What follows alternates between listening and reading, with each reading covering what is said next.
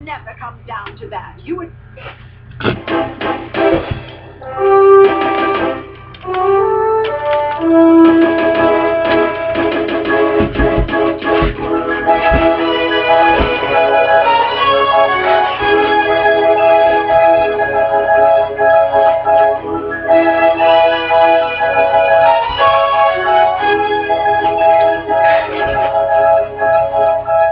During the early part of the 20th century, these impressive offices were major hubs of Great Britain's mighty maritime industry.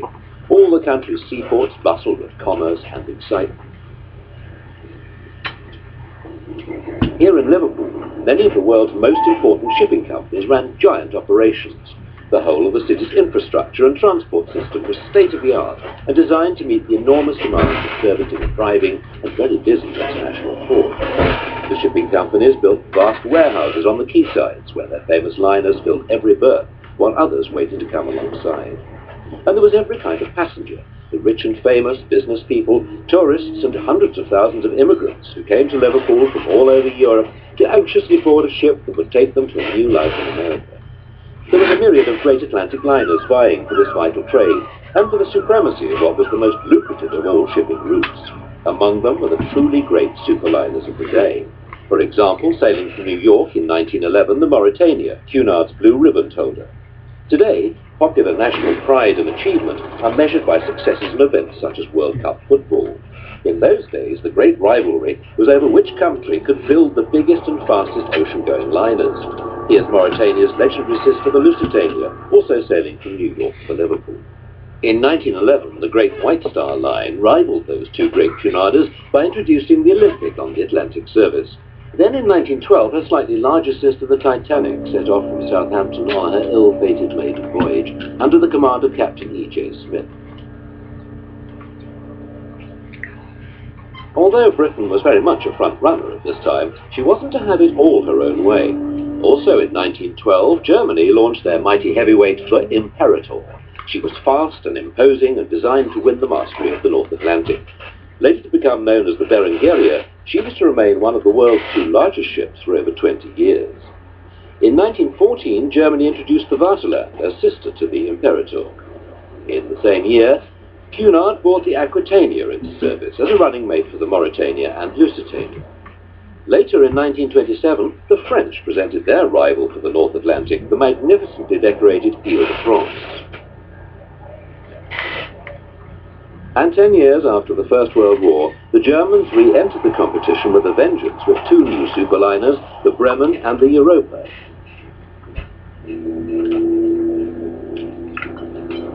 Launched on consecutive days in 1929 by the Kaiser, the Bremen and her slightly smaller sister, the Europa, stunned the world with their design and speed. They looked way ahead of any competitors and soon proved it. The Bremen immediately took the prize blue ribbon from Cunard's Mauretania. An almost disastrous fire during final fitting out nearly destroyed the Europa, but when she eventually entered service in 1930, she quickly confirmed German domination of the North Atlantic by stealing the blue ribbon from her own sister, the Bremen. For a while, Germany truly ruled those Atlantic waves. However, sea travel in those days faced certain serious dangers, the greatest of which was fire. In 1933, France's L'Atlantique burnt out in the English Channel after only 3 years in service. But the French already had a revolutionary new contender ready and waiting to conquer the Atlantic, the magnificent and massive Normandy. Launched in October 1932, the Normandy was the first of the 1,000-footers to go into service. She was revolutionary in every sense and able to reach speeds of over 32 knots. Soon she wrested the blue ribbon from the current holder, the Italian liner Rex. British pride was at a very low ebb, having been successively upstaged by her traditional rivals, the Germans, Italians and the French. But on a very wet and overcast day on the banks of the Clyde in 1934, something very special was about to happen. I am happy to name this ship the Queen Mary. I wish success to her and to all who sail in her. For all the people of Great Britain, indeed for the whole of the then British Empire, there had never been a more crucially important launching of a ship. After years of industrial depression and financial hardships, and with very little in prospect to boost seriously flagging morale, British prestige badly needed a boost. here it came, in the shape of a new, world-beating superliner, the biggest ever built, the 80,773 gross-ton Queen Mary.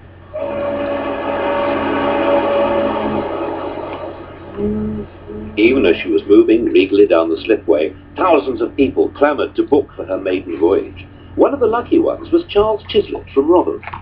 It was 2 years later, in May 1936, that the excited Charles Chislett drew back the curtains of his hotel bedroom and saw the Queen Mary for the very first time. He wrote, "She towered over the warehouses of Dockland, gleaming in the archlight, red, white and black, rather ghostly, and apparently deserted." It made him think of those days when squires, before they took on the responsibilities of knighthood, would spend the previous night in solitary contemplation. And so it seemed that before she began her life of service on the high seas, this great ship was brooding on the great responsibilities which were to be hers.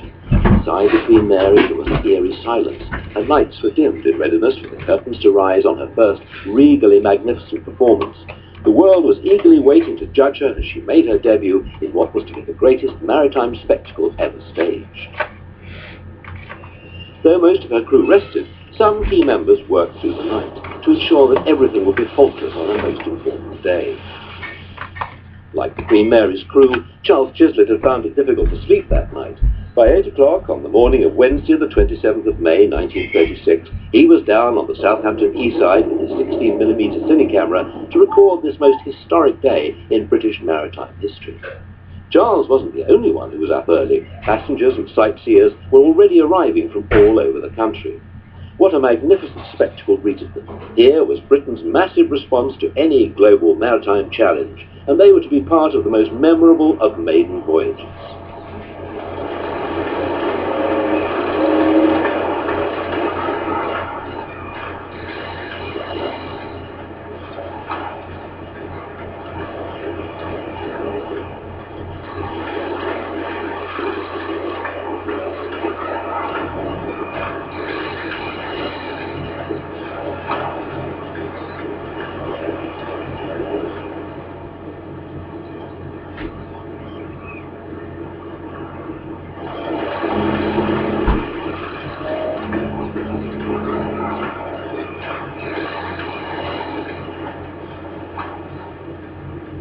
With the images that Charles Chislett captured and his own account of what happened, we can recreate that day of May 1936, just as he experienced it.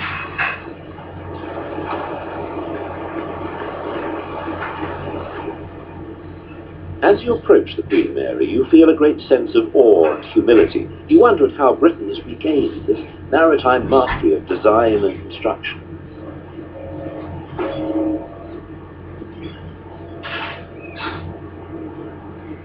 There's been a huge demand to be part of this sailing. Cunard White Star has received over 20,000 applications from all over the world for the 2,000 berths. In the port of Southampton, other famous liners, such as the Union Castle Line's Winchester Castle, are part of an all-star cast ready to play their roles in a spectacular performance. But the star of the show dominates the stage. Southampton belongs to the Queen Mary. Never has this massive maritime theatre attracted so much attention. The BBC Outside Broadcast team has also arrived early to make preparations for their historic broadcast. Film crews will soon be swarming around, taking the first of many shots to lead up to that final dramatic departure. All the time, smoke is rising lazily from the immense funnels above us. It almost seems that the ship is impatient for all these last-minute preparations and straining at her moorings, desperate to get underway to show what she can do in the Atlantic. The Star is getting due floral tribute. Hundreds of bunches of flowers are going aboard. There are costly orchids and blooms of all kinds, which will spread their heady perfumes throughout the great vessel. How many days must it have taken to create this fantastic display?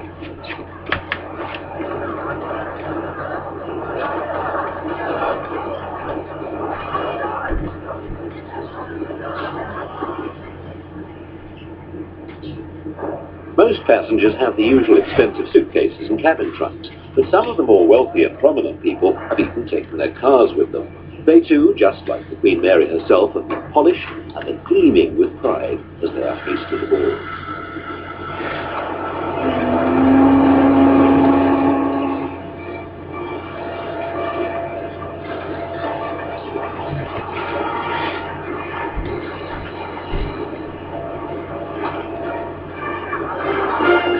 With the first boat train now due, the band of the Royal Marines is boosting the spirited feelings of excitement and anticipation.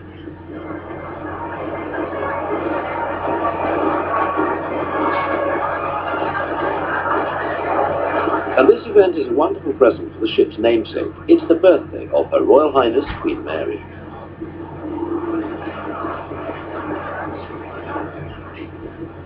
As the first of 5 special boat trains approach the quayside, there's a frenzy of excited conversation about the great names who are on the passenger list. Henry Hall, Francis Dace, Cora Goffin, half the blue blood of England. There are some friendly arguments about the blue ribbon. Are we going to try for it? Some say that Cunard White Star aren't in the record-breaking business. They just want to keep the schedule. Do we really believe that? As well as her 2,000 passengers and 1,200 crew, the Queen Mary also has a staggering 4,000 visitors on board. Thousands more have clambered onto every vantage point for miles around, including every ship of every size in Solent. Here's the paddle steamer Brighton Queen steaming by. One estimate is that nigh on 1 million people have massed along the coast from here to Land's End.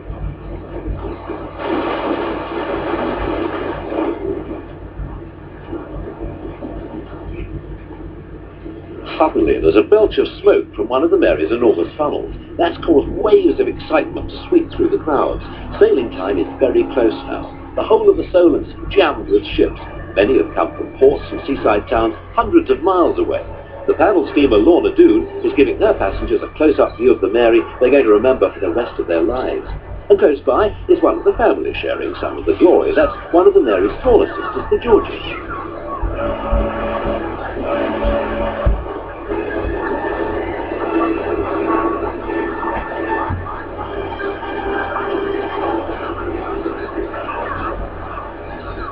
Just one gangway left to clear. It's almost the magic moment, 4:30. The stewards are trying to clear the decks of all those sightseers, walking around, banging their gongs and shouting, "All visitors ashore!"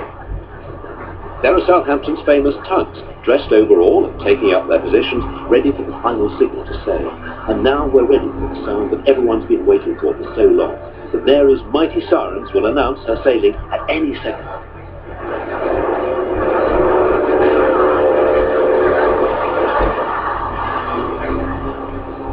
Those attendant tugs have started to carefully maneuver the mighty liner away from the massively crowded quayside.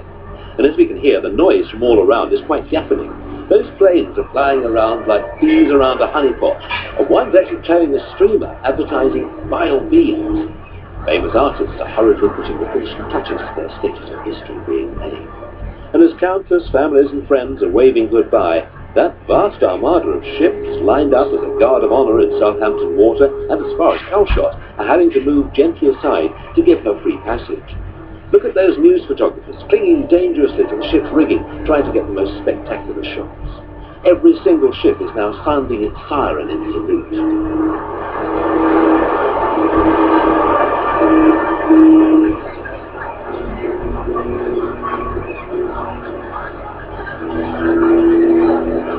As she slips graciously past the British India troopship Dilwara, the Queen Mary is now responding to that multitude of screams, whistles and sirens that are blasting out at her.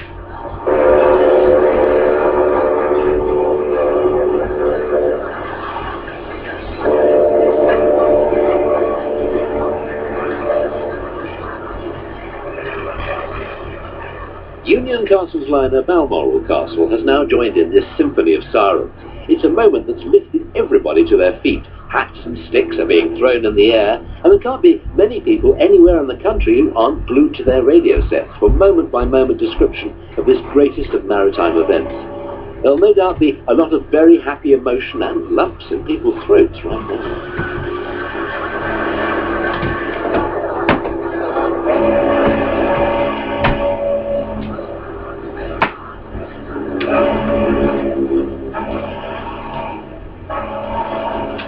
Flying boats take full advantage to get a bird's-eye view of this spectacle.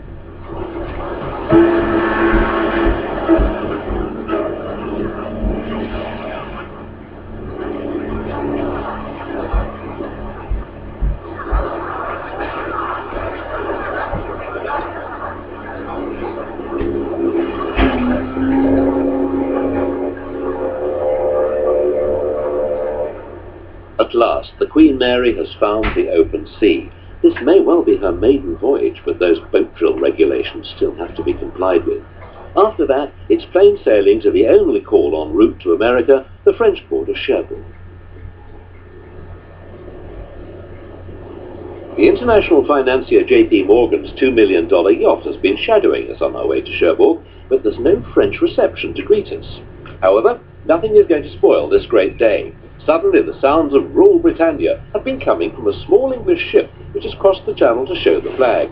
The Mary is belching a cloud of very oily smoke, which unfortunately has just happened to billow away on the breeze towards the town, accidentally of course. Here, and we're not meant to know this, £2.5 million of gold bullion are being taken aboard, and there's a very pleasant surprise.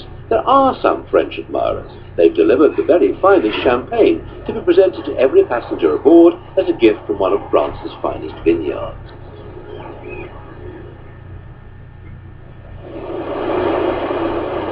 We left Cherbourg in the middle of the night, and now we're fully up to speed, and the sea looks like it's seething and boiling as those quadruple propellers are driving us ahead, passing Bishop's Rock, and then out into the vast Atlantic Ocean. This is where the Mary is going to show her greatest quality.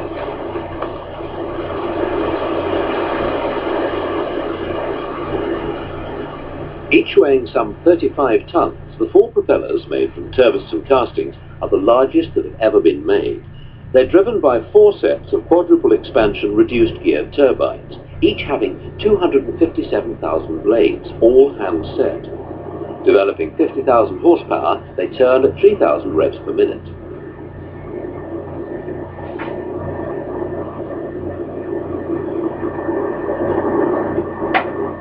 All this power means that the Mary can reach speeds in excess of 30 knots and maintain a service speed of 28.5 knots.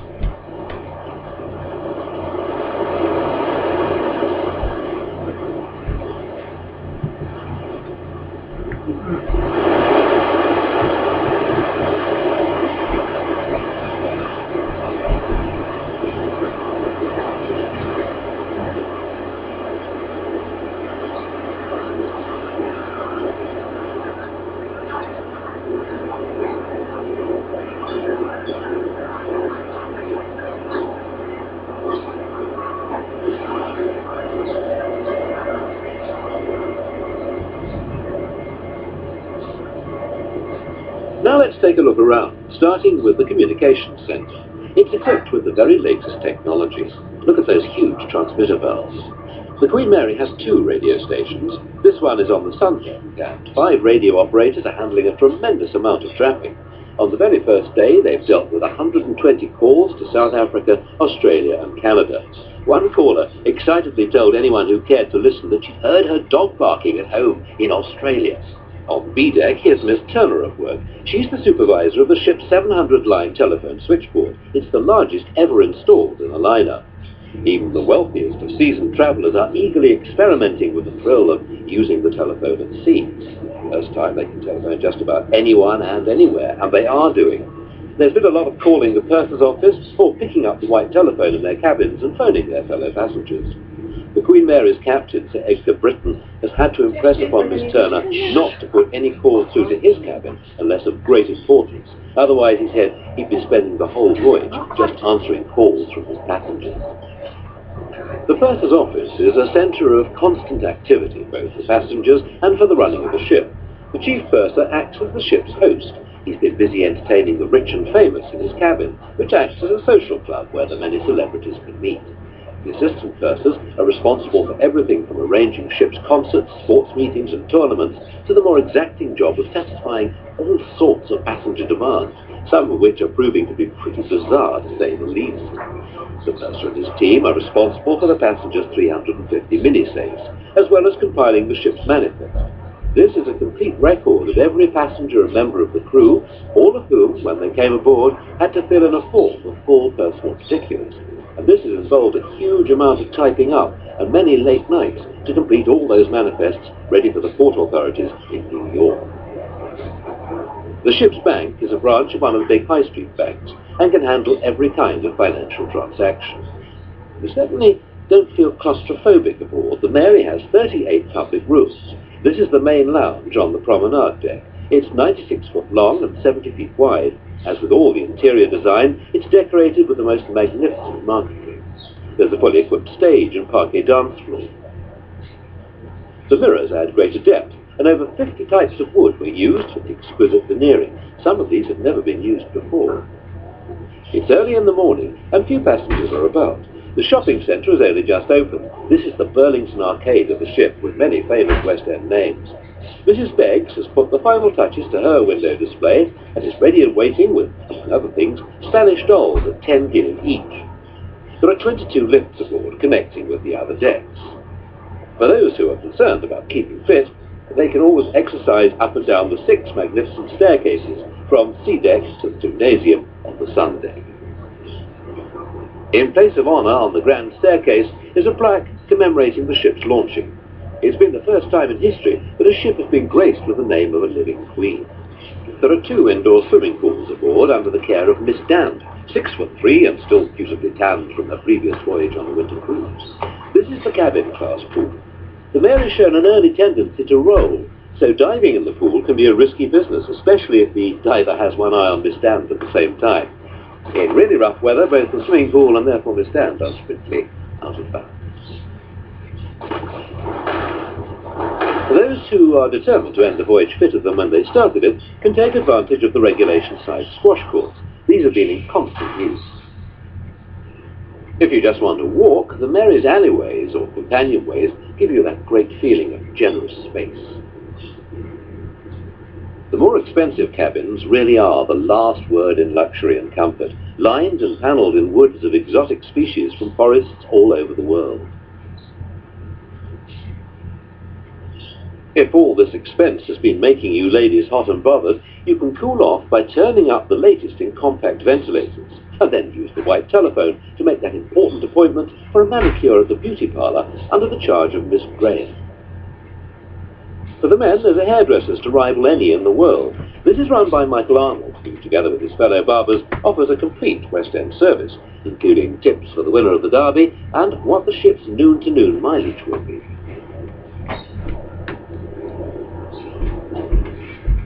The largest room ever built in any ship is the Mary's cabin-class restaurant on sea deck. It's 160 feet long, 30 feet high, and the entire breadth of the ship.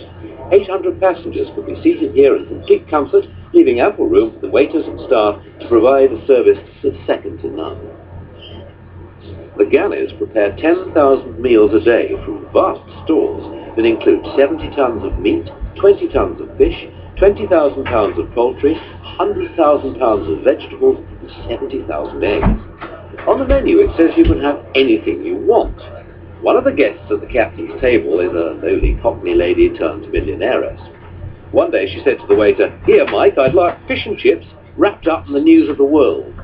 Undaunted, Mike scoured the crew's quarters for the newspaper and returned with great aplomb to present the delighted gourmet with her fish and chips wrapped in the newspaper, together with a large bottle of sauce and vinegar. After dinner, there's dancing in the main lounge, and on this maiden voyage, the BBC is doing live broadcasts featuring one of the nation's biggest radio personalities, Henry Hall, is also.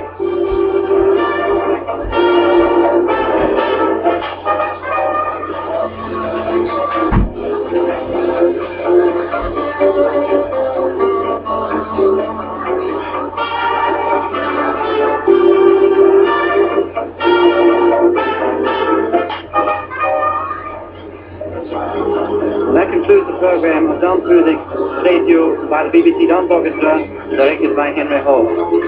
Goodbye, everyone. Goodbye, and here's the next part.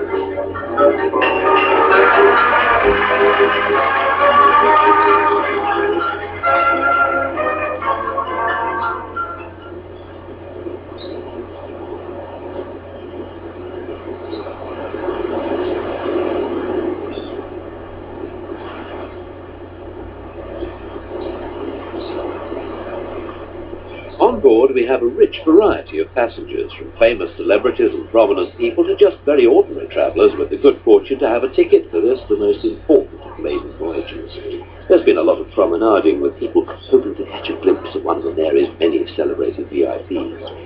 The first daily tote on the ship's noon-to-noon run has been won by Mrs. Hillman, who collected the tidy sum of £833, enough to buy her a couple of decent motor cars. In the cabin class section of the ship, passengers preparing another little flutter, this time on the traditional shipboard sport of horse racing.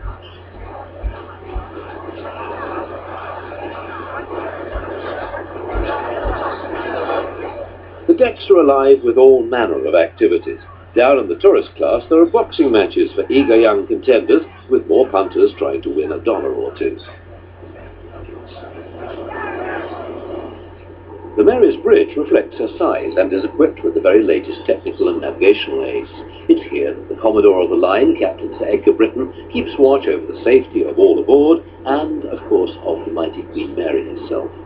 She's been built using over 10 million rivets and sufficient steel plating to build a highway 100 miles long. She has over 2,000 portholes and windows, 12,000 light fittings, 10 miles of carpet, 200,000 pieces of crockery, 100,000 pieces of china and glass, 30,000 sheets, 21,000 tablecloths, and 210,000 towels. She has enough refrigeration plant to meet the needs of 15,000 homes, and funnels are so large they can accommodate 3 giant steam locomotives the size of the Coronation Scot. Down below decks, the Mary's chief engineer, Llewellyn Roberts, also has tremendous responsibility, maintaining her massive engines and making sure that nothing will interrupt our voyage across the Atlantic at speeds reaching over 30 knots. The Mary also has basic automatic steering equipment, which helps to relieve some of the pressure on the bridge. This is the gear that actually controls the rudders. Also on the bridge are the controls for all the ship's safety doors, showing whether they're open or closed. In an emergency, any of these watertight doors can be shut by remote control from the bridge. This makes it possible to divide the ship into a number of self-contained watertight compartments. Experts claim that the Queen Mary could be cut in two and still continue to float. As the coast of America draws ever closer, the Travel Bureau is busy supplying passengers with all the information they need ashore. There's been no let-up in the sheer volume of cablegram traffic to and from the Mary. So much, in fact, that many messages are still likely to be left undelivered after our arrival in New York. The radio officers are also responsible for picking up the BBC News and relaying it to the public rooms. BBC World Service presents Radio Newsreel. There's even a fully equipped laboratory aboard in the charge of a qualified chemist who not only works with the surgeon, Mr. Butler, but also ensures the purity of the ship's water supply.